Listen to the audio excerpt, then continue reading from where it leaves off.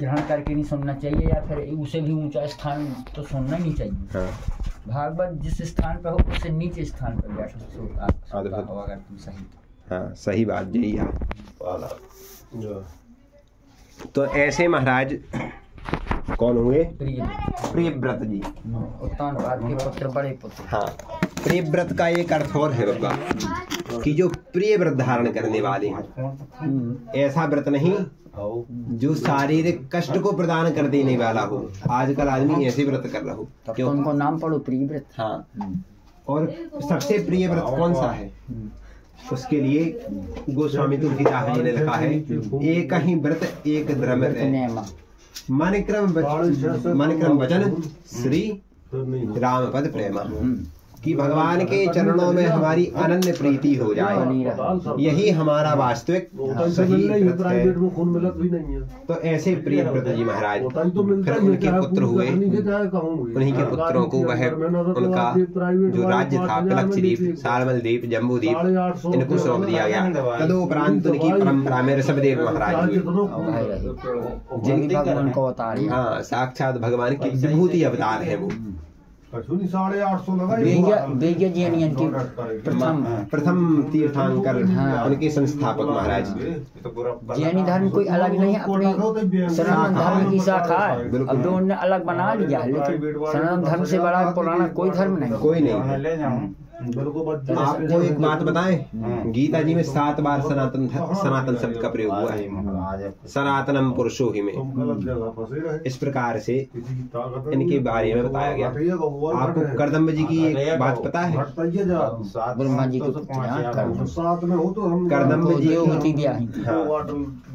उनके 7 कन्या जो देवभूति जी थी, उनके लिए उन्होंने कहा कि बताओ महाराज, पिताजी जब उन्होंने संन्यास ले लिया, सांख्य शास्त्र का उपदेश दिया, उसको हम आपको सुनाते। कपिल देव जी उन्होंने कहा, बताओ महाराज,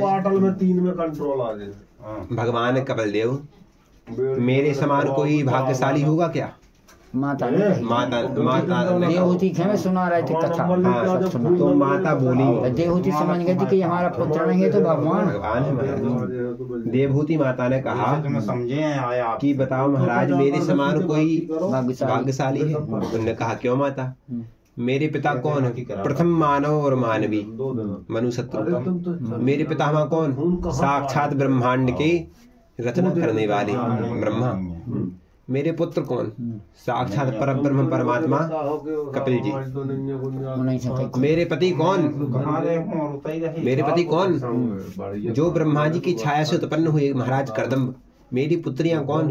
9 निधि। जब कौन सा जगह भाई हो गई थी उसकी बात की कथा पहले उनने सुनी, बाद में उनको विवाह हुआ। फिर उनके पिता मनु विवाह गए थे, कर्दम ऋषि के पास। हम आपके सांख्य शास्त्र सुना। हाँ, सांख्य शास्त्र के बड़े भारी रचयिता हैं और उपदेशक हैं। संसार में सांख्य शास्त्र उन्हीं ने बताया है, कोई नहीं जानता था पहले शास्त्र। तो उन्होंने कहा कि बताओ महाराज, लेकिन मुझे एक समस्या है। कपिल जी से कह रही देवभूति माता कि इतनी में भाग्यशाली होते हुए भी मैं अपनी इंद्रियों से परेशान हूँ। निर्विणाम त्राम हुआ असल इंद्रिय दर्शनाथ। कि महाराज, मैं इतनी बड़ी भाग्यशाली होते हुए भी अपनी इन इंद्रियों को इतना दिखाया, मैंने इतने दृश्य देखे, लेकिन ये इंद्रियां अभी भी शांत नहीं हुई, तृप्त नहीं हुई कि यह मुझे अब शांति प्रदान करे। मैंने इस जिह्वा को इतना रस दिया कि यदि इतना खिलाया है शरीर को कि यदि उसे एकत्रित कर दिया जाए तो बड़े बड़े अन्न क्षेत्र खुल जाए। इतना पानी पिया है कि बड़े बड़े तालाबों का निर्माण हो जाए, लेकिन फिर भी मुझे तृप्ति नहीं हो रही है। ये क्या कारण? इसका कारण क्या है? तब महाराज कपिल जी बोलते कि माता, हम हमेशा मनुष्य जितने भी कर्म करता है, वह कर्म क्यों करता है? आप इतने में बैठ के काहे कर्म सुन रहे? हर चीज का उद्देश्य, व्यक्ति के कर्म करने का उद्देश्य केवल और केवल एक है कि उसे सुख की अभिप्सा है। सुख के फल, कि व्यक्ति के लिए सुख चाहिए है महाराज। और महाराज जो भी वह सुख के लिए कार्य करता है उसमें उसे सुख नहीं मिलता है। निर्विणाम नितराम भूया असद इंद्रिय दर्शनात् एन संभवाव्य मानेनम प्रपन्नाधमम तमहम प्रभु। हे प्रभु, इन दुष्ट इंद्रियों की विषय लालसा में ऊब गई हूँ, बहुत ऊब गई हूँ, लेकिन इनकी इच्छा पूरी करते रहने से घोर अंधकार में जा पड़ी हूँ। अब आप मुझ पर कृपा कीजिए कि महाराज इस मेरे महामोह के लिए नष्ट कर दीजिए। कैसे छुटकारा मिले? तब महाराज भगवान बोले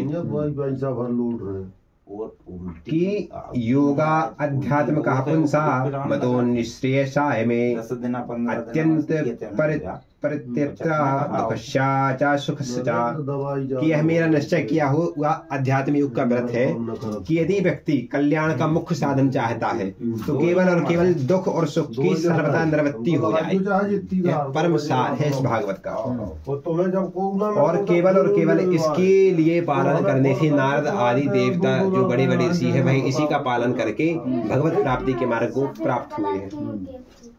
और जीवन बंधन की मोक्ष कारण जीवन मरण का एक कारण और बताया है कि महाराज चेता खलवश्य बंधाय मुक्ते चात्मनो मतम गुणेशु सत्य बंधाय रतम वा पुंसी मुक्ते। इस जीवन के बंधन और मोक्ष का कारण मन ही माना गया है। मन तो मुख्य है। सबसे बड़ी बात यही है कि जो मन है वह मन इतना खतरनाक है, इतना चंचल है। बहुत गीता में अर्जुन जी का बोल रहे चंचलम ही मन कृष्ण प्रमाथि बलभद्रणम। ये कैसे मन काबू में आ सकता है? यह महाराज इतना कठिन है जैसे आकाश में वायु चल रही है, वायु को रोकना कितना सरल है, क्या कठिन है? इतना कठिन है कि कोई साधन नहीं बना। इसी प्रकार मन रोकना कठिन प्रकार मन है। मन भी इस शरीर रूपी आकाश में वायु की तरह है। मन इसे रोका नहीं जा सकता। नहीं रोका जा सकता है, लेकिन अभ्यासगत कौन थे? अभ्यासगत कौन थे? यदि तुम भगवान ने उत्तर दो फिर कि तुम अभ्यास करो रोज दिन अभ्यास करो, फिर कभी ना कभी किसी समय वो फिर तुम्हारे काबू में आ जाएगा। जय हो। तो चेता खलवश्य बंधाए कि बंधन और मुक्ति का कारण कौन है? देखिए, बंधन किसी को भी हो, एक यदि कुत्ता है तो वो भी बंधन नहीं चाहता, तो व्यक्ति कैसे बंधन चाहे? और यदि मन की बात करो तो मन तो और बंधन नहीं चाहता। तुम जितना मन को बंधन से युक्त करोगे वह मन उतना ही स्वतंत्र होने का अभ्यास करेगा। और मुक्त होना क्या है? यदि मन की निवृत्ति हो गई, यदि हमारा मन भगवान के चरणारविंदों के प्रति संलग्न हो गया है, संलग्नित हो गया है, उस मार्ग में पथिक हो गया है भक्ति मार्ग का, तो हम मुक्त हो गए। मुक्ति कोई ये नहीं है कि भगवान की साक्षात दर्शन हो जाए, ये भी एक मुक्ति का क्रम बताया है। मुक्ति के भी कई प्रकार है। सालोक तो मुक्ति, सारूप मुक्ति, और कई प्रकार, 4 प्रकार की मुक्ति बताई। सारूप्य। तदोपरांत कहते हैं अहमाभिमानोत्थे कमलो माद्रवेदमले नीतम यदा मनम शुद्ध्या दुखम सुखम समम। जिस समय मन में और मेरेपन में कारण होने वाले काम, क्रोध, लोभ आदि विकारों से मुक्त एवं शुद्ध हो जाता है, वह सब दुखों को छोड़ करके शुद्ध अवस्था में प्राप्त होता है।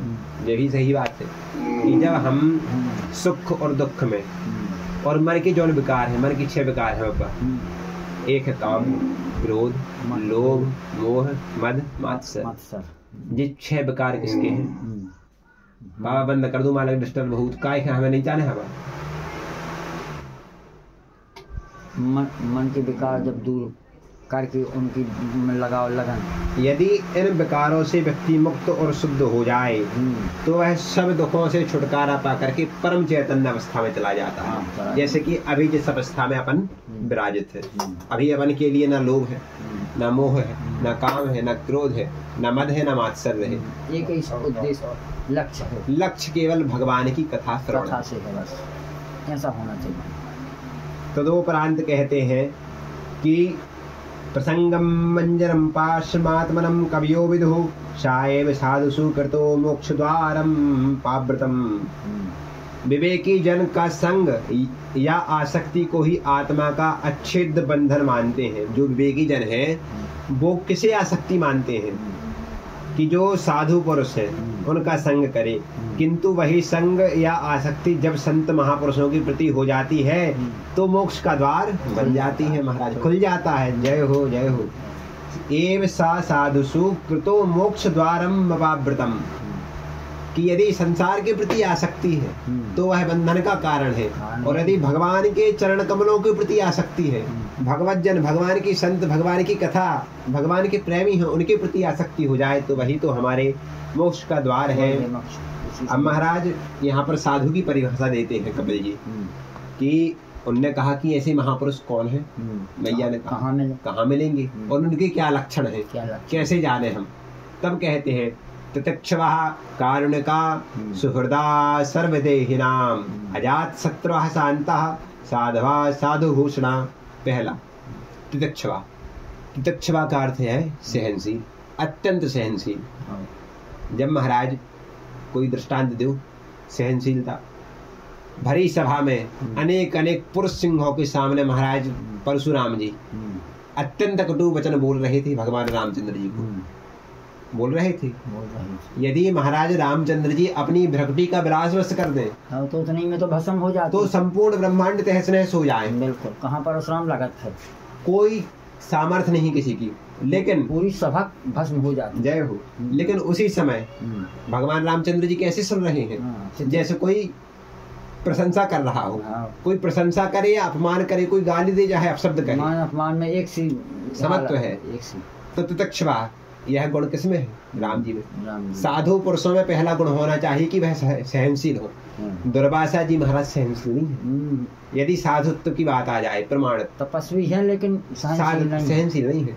ये जो गुण उनमें बिल्कुल गुण अवगुण है। जो महाराज से जब दक्ष की भरी सभा में संपूर्ण देवी देवताओं के साथ अधिष्ठित हुए, जैसे ही वचन का ही दक्ष में सभा उस प्रसंग को यदि कह दिया जाए तो आदमी तो कान बंद कर ले, जो शिव के भक्त है महाराज। तो एक बे है तो महाराज से हनुमान जी ने भी, हनुमान जी की भी सहनशीलता बहुत है। वो चाहे तो रावण को गलों काट कर ले आओ, चाह ले यदि चाह लेते, लेकिन महाराज उस समय उन्होंने अपनी सहनशीलता का परिचय दिया। तो ये साधु पुरुष है। साधु पुरुष जब उन्हें मेघनाथ ने ब्रह्मास्त्र बड़ा करके बंदी बना करके सभा में ले आओ तो तब चाहे जो कुछ कर सकते थे हनुमान, सब कुछ कर सकते। उसने कितने कटवचन का ही राम प्रणाम कर लो महाराज, ब्रह्मास्त्र को जीत लिया।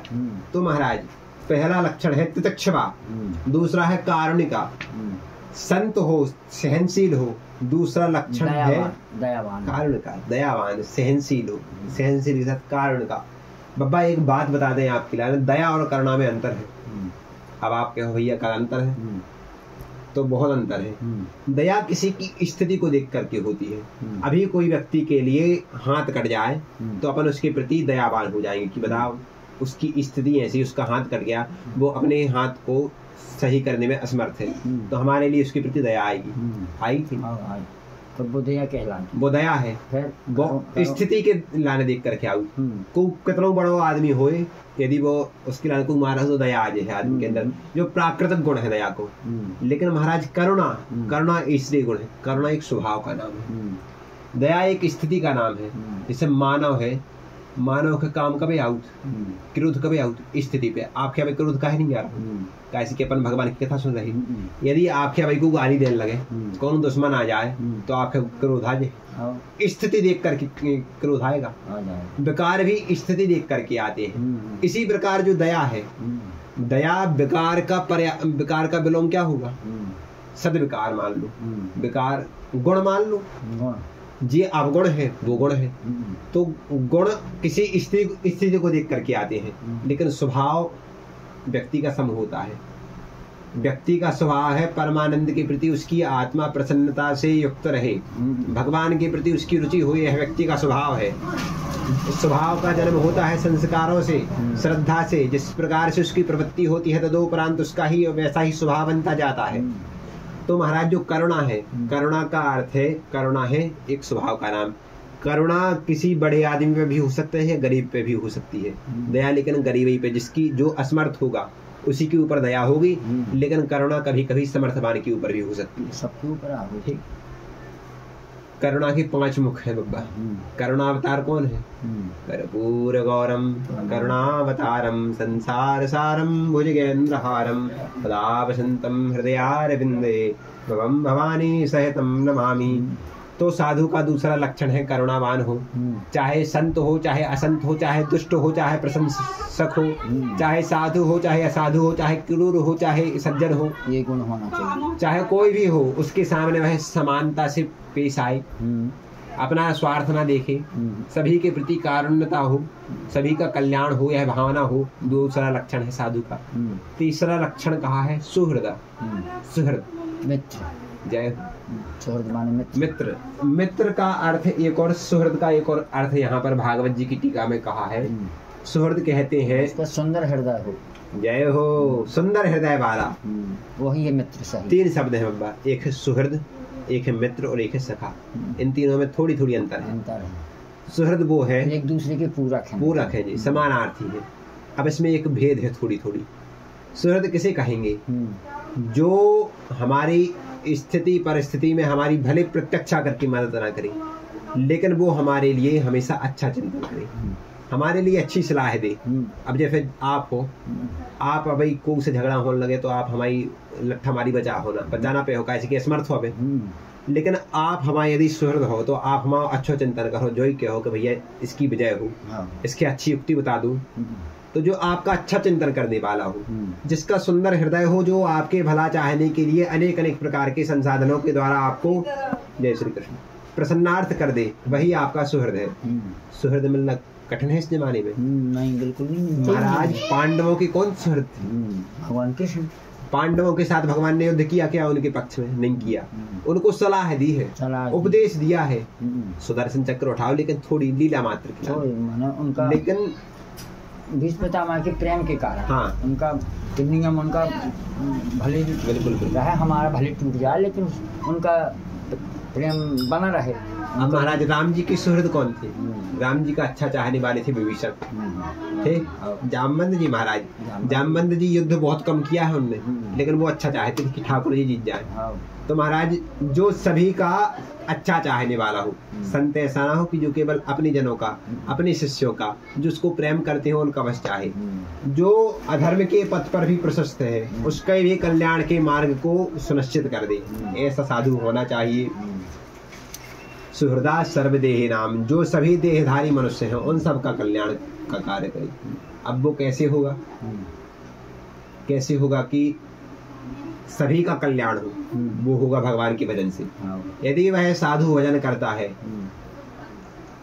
यदि साधु भजन करता है तो उतना क्षेत्र में कोई आपदा नहीं आ सकती, उतने क्षेत्र में अनिष्ट नहीं हो सकता, कोई विपरीत परिस्थितियां नहीं हो सकती।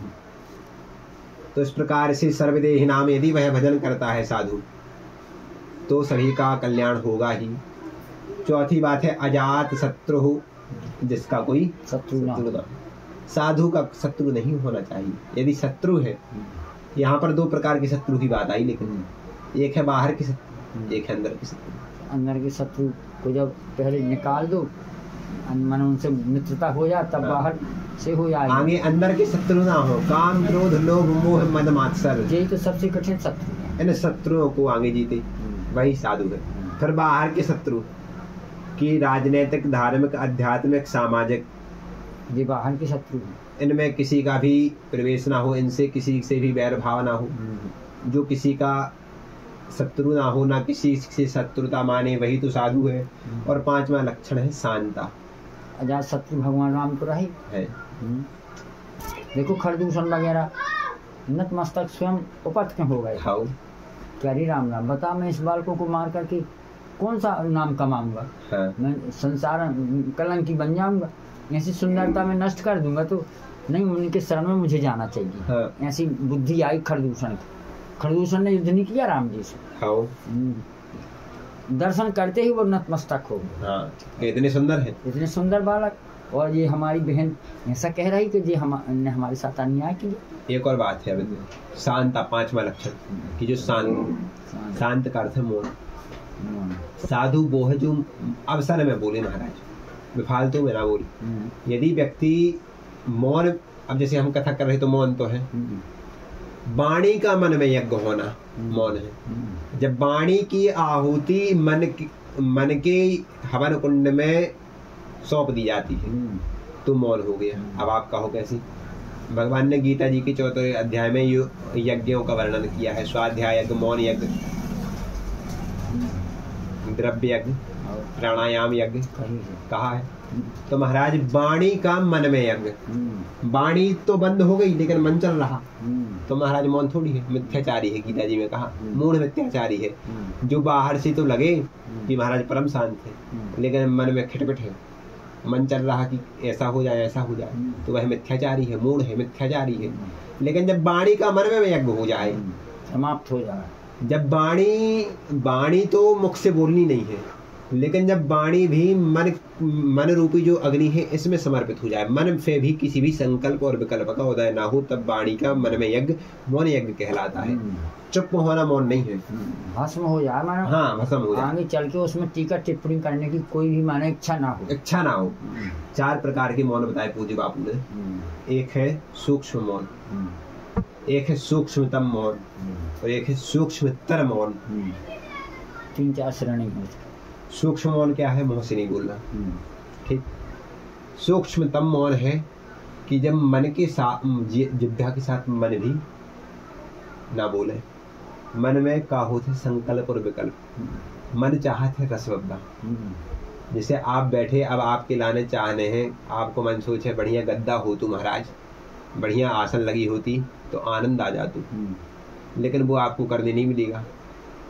तो जब ये इन विकल्पों का भी, संकल्प और विकल्प का भी, एक मौन सबसे माने अवगुण माना जाता है। एक मौन ऐसा होता है कि वो अवगुण में उसकी गणना होती है। जब जैसे उदाहरण के लिए द्रौपदी की सभा में भीष्म पितामह जैसे धनुषधारी और विद्वान परम भक्त मौन हो गए, उनको मौन उस समय नहीं होना चाहिए, उस समय उनको मौन खोल देना चाहिए। एक मौन वो अवगुण है, अति वर्जित है, अति हर जगह वर्जित है, तो वो ऐसा मौन नहीं होना चाहिए। देश काल परिस्थिति के अनुसार मौन हो, हाँ, है कि इससे बहुत समाधान हो जाए। यही तो विवेक है कि यदि देश, अब देखो शंकर जी मौन हो गए, हाँ, ऐसा मौन होना पड़ता है जैसे दक्ष की सभा हो जाए जी मौन। इसका ये प्रयोग मौन जो उसने किया है प्रयोग शिव जी ने, वो सराहनीय है, चारों वेदों में उसकी सराहना हो रही। बिल्कुल महाराज, सही बात है। तो पहली बात तो हमें, हाँ, जब परशुराम ने कटवचन कहे राम जी के लिए, लक्ष्मण के लिए जी, तब राम जी मौन रहे, सही में हो गए, सही बात है। अगर चाहते तो परशुराम का मुख बंद कर देते, ऐसा जवाब देते, एक ही जवाब में परशुराम मौन हो सच में ये महापुरुषों के लक्षण। तो तितिक्षवा मर्यादा पुरुषोत्तम बब्बा, तितिक्षवा कारुणिका सुहृदा सर्वदेहिनाम अजात शत्रुवः शांता साधवा साधुभूषणा। इतने गुण जिस साधु के आभूषण है। साधु का आभूषण बड़ी बड़ी माला नहीं है, हाथ में माला साधु का आभूषण है, प्रणम्य है, लेकिन वह बाहरी आभूषण है, लेकिन आंतरिक आभूषण कौन से? यही जो मैंने अभी, जो हमने आपको 5 बताए, सहनशील, कारुणिका, सुहृद, आजाद शत्रु और शांत। मौन का अभ्यास करें, वही परम साधु है। मौन सबसे श्रेष्ठ है। अब्बा एक बात बता, यदि व्यक्ति वास्तव में मौन रह ले तो उसके जीवन की आधी समस्याओं का तो हल मौन से ही हो जाता है। तो ये साधु, ज्यादा अन्याय जहाँ हो रहा वहाँ मौन वर्जित। गौ रक्षा में, ब्राह्मण की रक्षा में, किसी स्त्री की रक्षा में, किसी अबला की, कोई दीनहीन है, किसी के साथ अन्याय हो रहा है, उस समय मौन खोल देना, उस समय मौन नहीं रहना चाहिए। उस समय तो यदि कोई पुरुष है तो उसकी मर्दानगी, उसका जो पौरुष है, उसकी शोभा कब होती है? जब कोई वह किसी अपने से नीचे के ऊपर अत्याचार करे, तब उसकी शोभा नहीं है। क्षमा शोभती उस भुजंग को जिसके पास गरल हो, जो दंतहीन विषहीन विनीत सरल हो। क्षमा उसको शोभा देती है जो महाराज सर्वसमर्थ हो। सब समर्थ हो। यदि महाराज किसी सर्प के ऊपर आपका, किसी भुजंग सर्प के ऊपर आपका चरण रख जाए और यदि वह क्षमा कर दे तो महाराज उस सर्प की शोभा है। कि महाराज वह चाहता था यदि फूंक दे तो महाराज राख हो जाए आदमी। लेकिन जो दंतहीन है, जो विषहीन है, जो विनीत है, जो सरल है, जिसके सांप के दांत ही तोड़ दिए गए हो, जिसकी जिह्वा काट दी गई हो, जिसके पास जहर ही ना हो, जिसके पास जहर की थैली ना हो, वह खूब काट ले और वो कहे कि मैं सरल हूँ, तो उसकी क्या शोभा है। क्षमा तो उस भुजंग को शोभा देती है जिसके पास गरल हो, सब कुछ हो और फिर भी उस क्षमा कर दे, जय हो, तब उसकी शोभा है। अब महाराज कह रहे हैं कि हमारे पास तो कुछ है ही नहीं। जैसे कोई गरीब आदमी है, वो किसी बड़े आदमी से कहे कि जाओ मैं तुम्हें क्षमा करता हूँ, तुम्हें यदि मुझे एक धक्का भी मार दोगे तो मैं तुम्हें क्षमा कर दूंगा, तो उसकी शोभा है का नहीं। लेकिन यदि कोई मुख्यमंत्री है, उसके लाने आपको धक्का लग जाए, आपको उसके, और वो यदि मारबी की जगह पर रखे, कहे कि अरे दादाजी बैठो बैठो, तो उनकी शोभा है क्षमा की शोभा है। और यदि आपको आपको कोई हल्को सो आदमी बच्चा कहने लगे चलो दादाजी दूर हो, हम तुम्हें नहीं तरफ पीटी देगी, तो उसकी शोभा है का बच्चा की। जो बड़े लोग हैं उनके लिए क्षमा शोभा देती है, उनके लिए। तो इस प्रकार से जी 5 प्रकार के आभूषण हमने आपसे कहे। इनके जो इनमें से कोई एक लक्षण भी मिल जाए तो उसे साधु मान करके हमें प्रणाम करना चाहिए। तो ऐसे परम कपिल जी अपनी माता को यह उपदेश देते हैं। तदुपरांत उनने एक बात कही, बब्बू हम आपसे कहें फिर हम विश्राम करें। सार है जो सांख्य शास्त्र का सार बड़े बड़े महापुरुषों ने कहा है, सारा ही सार तो उनने कहा है, लेकिन उसका भी परम सार उनने एक श्लोक में कहा। उनने कहा माता जी ने कि महाराज मेरे हृदय का अंधकार समाप्त नहीं हो रहा है। हम आपके साथ संसर्ग में जितनी देर बैठे तब तक तो हमारी आत्मा परम शुद्ध बुद्ध और चिन्मय थी, लेकिन जैसे ही हम इस संसार के लोकाचार में फंस जाते हैं तो हमारे अंदर अंधकार का उदय हो जाता है, पहले जैसा हो जाता है। बिल्कुल बिल्कुल, मन उसमें फंस जाता है, इंद्रियां। हाँ, उनने महाराज कई प्रकार की आसन बताए, अष्टांग योग का वर्णन किया, यम नियम आसन प्राणायाम प्रत्याहार ध्यान धारणा समाधि आदि इन 8 योगों का वर्णन किया कि बड़ी सुंदर कुस्की आसन पर बैठ करके अपने मेरुदंड को सीधा करके प्राणायाम को साधे और दिव्य भगवान का चिंतन करना चाहिए। अब महाराज यह आज की जमाने में कठिन है, कलयुग में बहुत कठिन है, ऐसा करना बहुत कठिन है। उन्होंने कहा कि महाराज तो कोई सरल सा उपाय बता दीजिए। तब उन्होंने कहा कि मैया एक आपसे बात कहता हूँ, आप ध्यान दीजिए कि अपनी नासिका के अग्रभाग में दृष्टि जमा करके भगवान का ध्यान कीजिए और क्या करिए कि संचिंतयेत भगवतश्चरणारविंदम वज्रांकुशध्वज सरोज रुहुलांछनाढ्यम उत्तुंग रक्त विलसन नख चक्रवाला ज्योत्सनाभिराहत महद हृदयंधकारम। कहते हैं संचिंतित भगवतश्चरणार वृंदम, किनका चिंतन करना है? भगवान के चरण कमलों का। क्यों करना है महाराज? तो दूसरी लाइन में बोलते हैं इसलिए करना है कि उनके चरण कमलों में 24 चिन्ह हैं, जिनमें से प्रमुख प्रमुख कहे वज्रांकुशध्वज सरोज रुहुलांछनाढ्यम। वज्र, अंकुश, ध्वजा कमल के मंगलमय चिन्हों से युक्त हैं। एक एक चिन्ह का हमारे मन पर प्रभाव पड़ेगा। जैसे वज्र, यदि हम भगवान के चरण कमलों का ध्यान करेंगे तो महाराज जो भगवान के चरण कमलों में वज्र रूपी चिन्ह है वह हमारे मन के संकल्पों को वज्र के जैसा कठोर और दृढ़ बना देगा। दृढ़ संकल्प हो जाएंगे, वज्र के जैसा भगवान की भक्ति में दृढ़ संकल्प, मन ध्यान पूरा लग जाएगा। जय हो। भगवान के चरण कमलों का ध्यान करने से वज्र जैसे सुंदर सुसंगठित और सराहनीय संकल्प दृढ़ हो जाएंगे। यह पहला लक्षण बताया। दूसरा अस्त्र है वज्र अंकुश। हमारा मन हाथी की तरह है। जरा हमारा जो मन है वह हाथी की तरह है, चाहे जहाँ जाता है। तो महाराज उस हाथी को कैसे बस में किया जाएगा? तो कहा कि जैसे हाथी के लिए संभालना किसी सामान्य व्यक्ति के हाथ में नहीं है, लेकिन महावत जो अंकुश लिए रहता है उस अंकुश के द्वारा जैसे हाथी को नियंत्रित कर लेता है। छोटा सा हाथी बहुत बड़ा, जय हो, वहाँ का शरीर वाला। तो जैसे हाथी के लिए वो कर लेता है महाराज, तो उसी प्रकार से जो हमारा मन है इसके लिए भगवान के चरण कमलों का ध्यान करने से हमारा जो मन हाथी की तरह यहाँ से वहाँ मतवारा होकर के जाता रहता है, वह एकाग्रचित्त हो जाएगा। एक बात आपके रहस्य की बता देंगी। हाँ बता।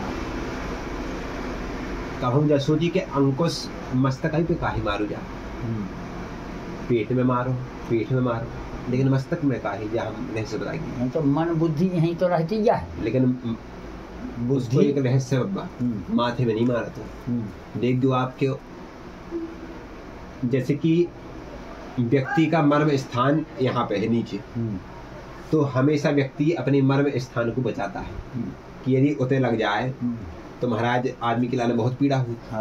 तो हाथी की जो ना अंडकोश है वो उसके मस्तक के ऊपर है, तो हाथी की लाने भी डर लगा, तो महाभक्त उस लकड़ी से उसके पैर ठोक देते। तो अच्छा, वो अंकुश से लकड़ी नहीं, वो तो लोहे का। हाँ लोहे का, जब अपन के थोड़ी सी लग जाए तो कितना दर्द हो, तो हाथी की लाने भी यदि एक बार मार दो तो फिर वो सहमो बिल्कुल, फिर वो आगे नहीं बढ़ सका।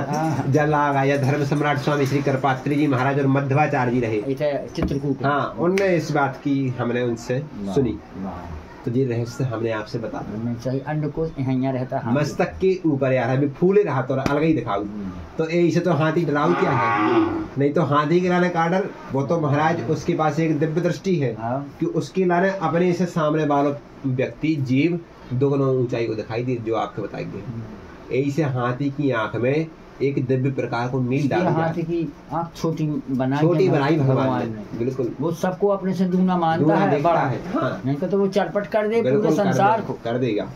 तो पहली बात हमने आपसे कहा कि अंकुश जैसा हमारा मन है महाराज, हमारे मन रूपी चंचल हाथी के लिए भगवान के चरणार बिंद रूपी अंकुश के द्वारा नियंत्रित कर लिया जाएगा। इसलिए पदार बिंद के चिन्हों का ध्यान करते हैं। तीसरे चक्र है ध्वजा।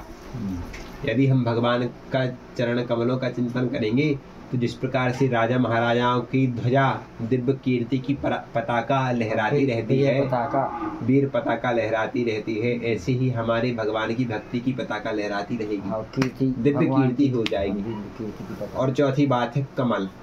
जैसे कमल इस संसार के सरोवर में कीचड़ में खिलता है लेकिन उस कीचड़ से ऊपर उठ जाता है, ऐसे ही जो हम भगवान के जब चरण कमलों का ध्यान करेंगे तो महाराज हम जो इस संसार के भवसागर के कीचड़ में पड़े हुए हैं, हम अपने उस मृणाल के ऊपर खड़े हो करके दिव्य भगवान के परम रस के आस्वादन की कमल रूपी खिल जाएंगे। तो उनके चरण कमलों का हम ध्यान करें।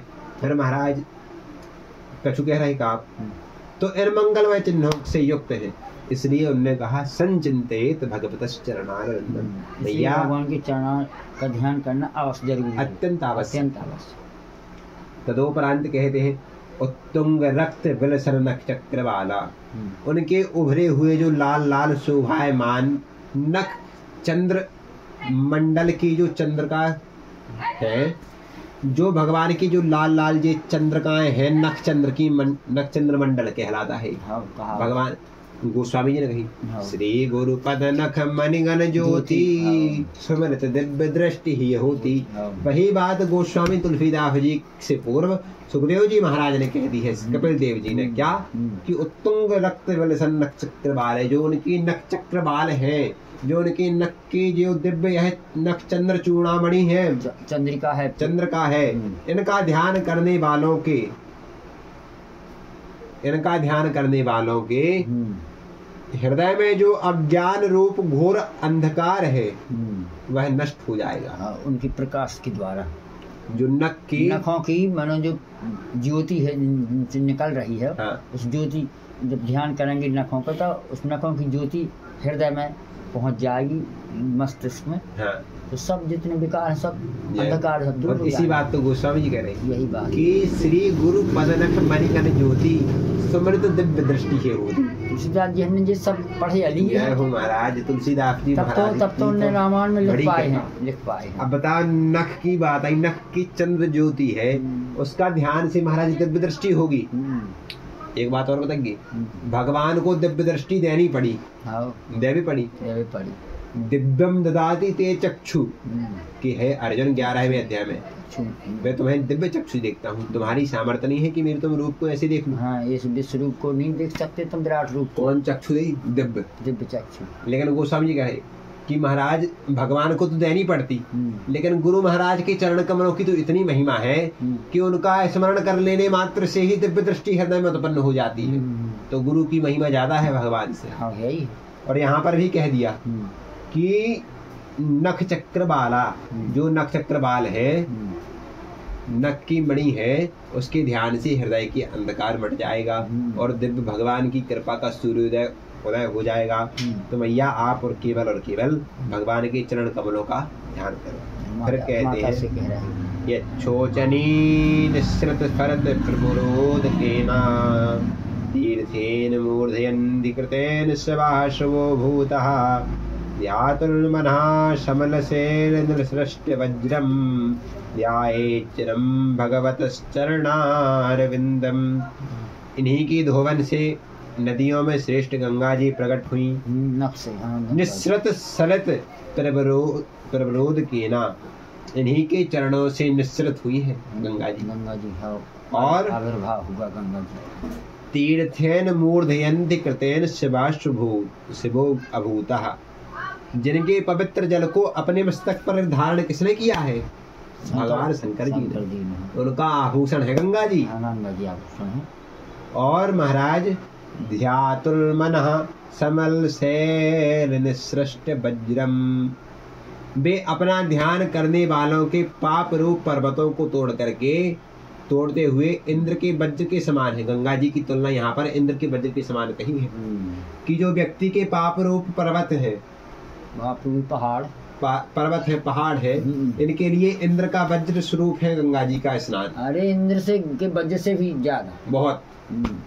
कहाँ इंद्र को वज्र लगा वो तो उपमा दे ज्यादा ही वज्र। उपमा है तो ध्याये चरम भगवतश्चरणारविंदम, भगवान के इन चरण कमलों का चिरकाल तक चिंतन करें। अब महाराज इतनी यहाँ पर तो चरण कमलन की महिमा बताई, जिनके महाराज चरण कमलों की इतनी महिमा है। जब लक्ष्मी माता दिव्य अपने सुकोमल हाथों से अपने नेत्रों के द्रुत विलंबित तेजों से, द्रुत विलंबित तेज क्या है? जब नेत्र के ऊपर दिव्य प्रकाश पड़ता है तो उनके नाखून जो बड़े बड़े हैं, उनके जो नाखूनों की परछाई है, उसके द्वारा भगवान के चरण चापन करती हैं। इतने सुकोमल है, इतने सुकुमार है। उनकी सुमुखी जो पद्मा है, पद्मावती चरण चारण चक्रवर्ती, कमला पद्मा श्रीनिवासा, तो जो लक्ष्मी जी हैं, जिनके प्राण धन है चरण, वह अपनी घूंघट में महाराज ढाके रहती है। ब्रह्मादि रुद्रादिक आदि स्तुति करते हैं, भगवान के मुखकमल को नहीं देखते, भगवान के चरणारविंद को देखते हैं कि कभी ना कभी तो महाराज पवन का ऐसा आवर्त उत्पन्न हो कि उनकी ओली में जो भगवान के चरणारविंद रखे हुए हैं कहीं वस्त्र अलग हो जाए और हमें भगवान के दिव्य चरण कमलों का दर्शन हो जाए तो हमारे यहाँ आना सौभाग्य हो गया। तो ऐसे भगवान के चरण कमलों की, जिनके चरण कमल कमला के करतल से न निकलते देखा। हा जय हो साहित्य। उनको मधुमन के करील कांटों में गायों के साथ चराते देखा। जय होगा। अपना मान तले प्रेम के पाले पड़ते प्रभु को नियम बदलते देखा। अपना मान तले तल जाए भक्त का मानना चलते देखा। हाँ यही तो माने बिंदु जी ने यही तो पद गाए हैं उनने वृंदावन में। भगवान इतने करुणा वर्णालय हैं। एक बात और बताइए बब्बा, सबसे भगवान को सबसे सुंदर अंग क्या है? भगवान का सबसे सुंदर अंग भगवान का मुख नहीं है, चरण है। भगवान के चरण तो है। सीता जी अशोक वाटिका में कैसे जी रही थी। हाँ। जो उनके भगवान, उनके चरणों में भगवान के चरण चिन्ह थे। एक चरण में होते हैं पति के चरण चिन्ह, एक में होते हैं अपने स्वयं के। तो पति के चरण चिन्ह भगवान राम जी के वो देख रही थी। जय हो महाराज, जय हो। जय इसी से जी रही थी लंका। जय हो। हनुमान जी ने बताया है कि आपके चरण कमल, भगवान ने पूछा क्यों तुम हनुमान जी गए थे तो सीता जी कैसी हैं, कैसे जी रही हमारे बिना? कहा आपके चरणों को देख देख करके जी। बहुत।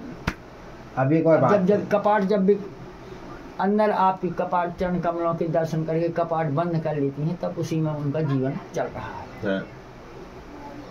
बाबा एक बात और सुनो। अब जब भगवान तक अंतर ध्यान हो गए लेकिन भगवान की चरण कमल नहीं है, अब पूछो कहाँ? जब महाराज गोपियों के साथ भगवान ने रासलीला करनी थी, हाँ, तो उनको मन आ गया रहा गोपियों को कि हमारे मन आ गया, हमारे बस में हो गए हैं। उसमें एक बात है, जब मद आया तो महाराज भगवान अंतर ध्यान हो गए। लेकिन गोपियों ने देखा भगवान वहां से अंतर ध्यान नहीं हुए। भगवान ने दिव्य चुनरी डाली, जर्रास को प्रसंग सब जगह नहीं कही गया, हमारे गुरु महाराज की आज्ञा लिया।